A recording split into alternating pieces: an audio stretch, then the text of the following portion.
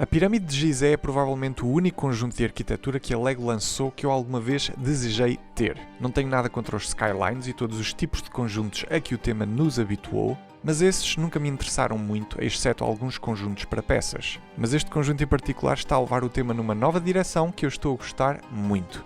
A base do modelo é bem grande e surpreendeu-me bastante enquanto o montava, talvez porque me habituei ao tamanho reduzido que a maior parte dos conjuntos de arquitetura tem. Este em particular tem 44 studs de largura e 40 studs de profundidade, que é quase o mesmo tamanho que uma das base plates grandes. Em relação ao conjunto em si, há muito a dizer. Ao olhar para a pirâmide podemos achar que a construção é aborrecida, mas a estrutura principal pode ser removida e tem bastantes detalhes no interior. Mas antes disso, vamos olhar para as redondezas da pirâmide que pretendem representar o aspecto que a localização poderia ter há alguns milhares de anos atrás. Temos uma pequena aldeia recheada de pequenas casas feitas com uma técnica de microescala bastante interessante para se conseguir o detalhe das janelas, recorrendo à peça de grelha entalada entre plates normais. No meio da vila podemos ver um obelisco, imensas peças de vegetação que representam árvores e passamos ao rio Nilo, que contém duas felucas de tamanhos diferentes, as pequenas embarcações com velas triangulares que se usavam no passado. Já vimos esta técnica para construir rios em vários conjuntos LEGO no passado. Plates normais cobertas por tiles transparentes, mas desta vez sinto que demasiadas cores foram usadas por baixo, fazendo com que o efeito de água não seja tão bom na minha opinião. Na frente do modelo vemos a clássica tile 1x8 que todos os conjuntos de arquitetura têm, mas este em específico vem com uma tile extra que podemos trocar com hieróglifos que, de acordo com o manual de instruções, quer dizer o horizonte de Khufu, uma referência ao faraó Khufu que se acredita ter sido enterrado na pirâmide. Ao lado da tile, o templo do Val, feito com uma técnica de construção bastante interessante, com painéis empilhados de lado, para dar o efeito de degraus. E por trás, uma passagem construída em ângulo que dá acesso à entrada da Grande Pirâmide, onde também vemos a representação de 3 esfinges em microescala. Finalmente, ao lado delas, 2 pirâmides mais pequenas, onde é bastante provável que os membros da família do faraó Khufu possam ter sido enterrados.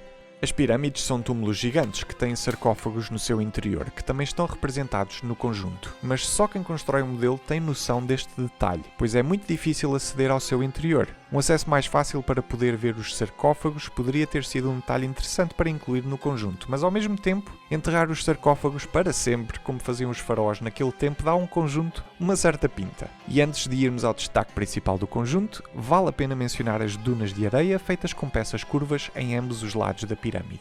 Finalmente, olhamos para a pirâmide e, apesar de parecer que é uma estrutura incrivelmente aborrecida de construir, é um daqueles casos onde eu estava tão embrenhado na experiência de construção só para perceber quão grande seria o modelo no final. E deixem-me que vos diga, é bastante impressionante.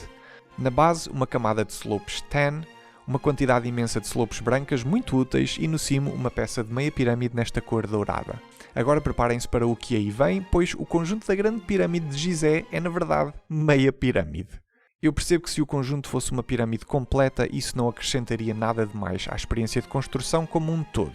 E o dinheiro poupado em peças nesta meia pirâmide permitiu-nos ter todos os detalhes da frente, mas ainda assim consigo perceber como algumas pessoas possam ficar aborrecidas com isso, e a LEGO ainda se atreveu a ser mais audaz, acrescentando 2 buracos aqui em baixo, o que significa que, se comprarem 2 conjuntos, podem juntá-los para terem finalmente uma pirâmide completa. A parte de trás da pirâmide cortada ao meio permite-nos explorar as passagens que a pirâmide verdadeira tem, todas elas com acesso à câmara funerária de Khufu com uma representação do sarcófago semelhante aos outros que vimos anteriormente nas pirâmides mais pequenas. O topo da pirâmide pode ser levantado, revelando uma fase da construção da pirâmide que eu gosto bastante. É um trabalho imaginário do designer, pois ainda hoje as pessoas não descobriram ao certo como as pirâmides verdadeiras foram realmente construídas. Mas talvez houvessem gruas, inclinações e cordas para puxar os blocos de pedra para o seu lugar. As técnicas usadas para conseguir este detalhe inclinado foram muito interessantes de construir, assim como a superestrutura da pirâmide, feita com recurso ao uso de peças de escadas para suportar todas as slopes brancas no exterior. A construção final, embora parecendo um pouco aborrecida por não ter muitas cores diferentes, não foi nada aborrecida de construir nas fases iniciais do conjunto, e a experiência de construção foi no geral muito boa na maior parte do tempo.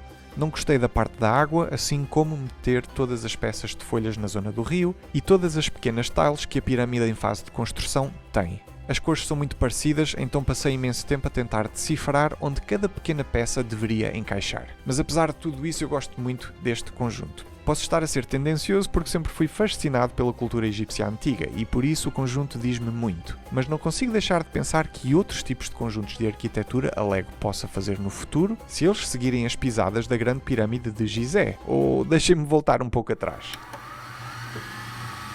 Se a Lego seguir as pisadas da grande meia pirâmide de Gizé. Para verem mais reviews de conjuntos Lego em português, deixem o vosso like e considerem inscrever-se no canal.